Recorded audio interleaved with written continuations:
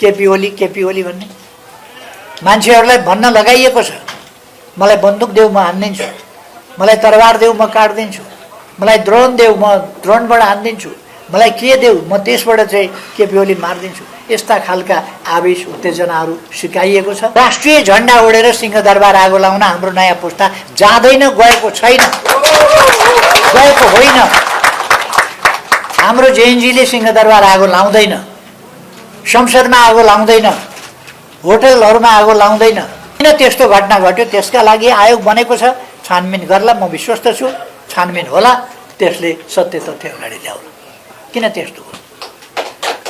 अहिले एउटा हल्ला चलाइएको छ केपी ओली भन्ने मान्छेहरूलाई भन्न लगाइएको छ। मलाई बन्दुक देऊ म हान्दिन्छु, मलाई तरबार देऊ म काट्दिन्छु, मलाई ड्रोन देऊ म ड्रोनबाट हान्दिन्छु, मलाई के देऊ म त्यसबाट चाहिँ केपी ओली मारिदिन्छु। यस्ता खालका आवेश उत्तेजनाहरू सिकाइएको छ र ती कुराहरू सगौरव प्रसारण गरिएको छ।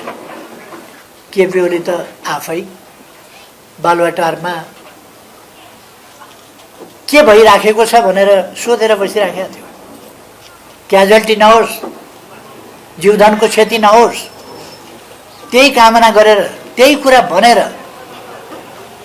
बसिरहेको थियो।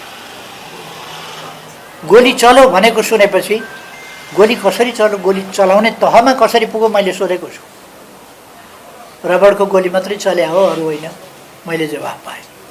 पछि मैले सुने 14 जनाको निधन भइसक्यो। कसरी 14 जना मारिए युवाहरू? मैले खोजेको छु। मैले सोधेँ कहाँ गोली लागेको छ, कसरी मर्यो त? टाउकामा, छातीमा। अनि खुट्टा त सुरक्षा फोर्सले त घुँडामुनि हान्ने चलन हुन्छ, घुँडामुनि हाने हुन्छ। कसरी टाउकामा गोली लाग्यो? म सोध्दैछु यस्तो किन भइराखेको छ, कसरी रोक्न सकिन्छ यस कुरालाई, म भन्दैछु।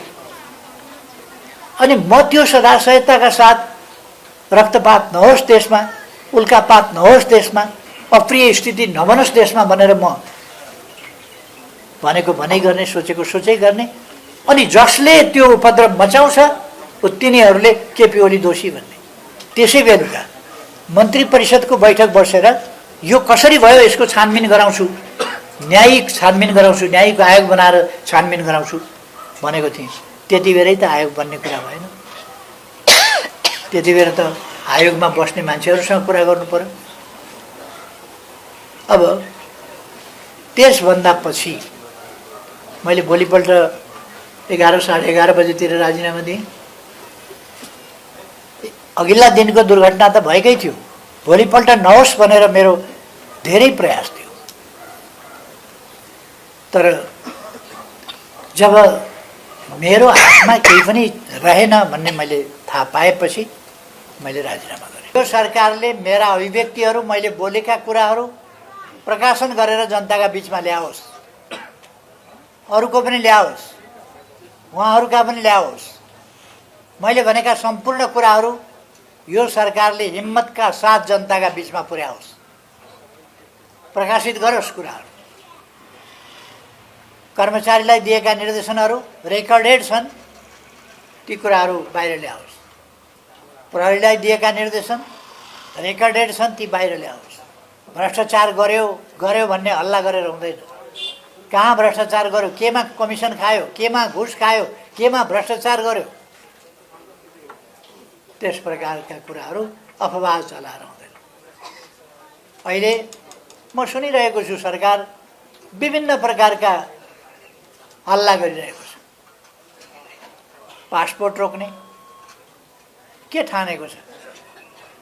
यहाँ उहाँहरूलाई यो हाहुको सरकारलाई देश जिम्मा लगाइदिएर हामी विदेश भाग्छौँ के सोच्छ?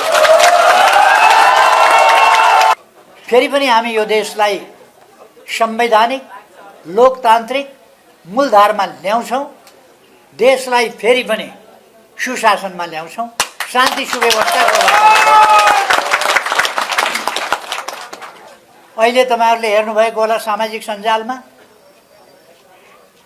केपी ओलीको घर नयाँ घर भनेर लोकेट गरेर यहाँबाट यति मिनटमा पैदल पुगिन्छ, यति मिनटमा गाडीमा पुगिन्छ, सबै हमला गर्न जाउँ, घर तोकिएको छ, देखाइएको छ।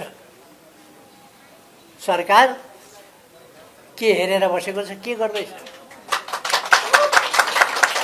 अनि सरकारले त्यति बेला सुविधाहरू फिर्ता गर्छु, गाडी फिर्ता गर्छु, पासपोर्ट रोक्छु, यिनीहरूमाथि मुद्दा चलाउँछु, धाक लगाएर बसेको छ। सरकारका केही कर्तव्य हुन्छन् कि हुँदैनन् म सोध्न चाहन्छु। सरकारमा हुनेहरूले सुविधा चाहिएन, सुरक्षा दिनुपर्छ कि पर्दैन?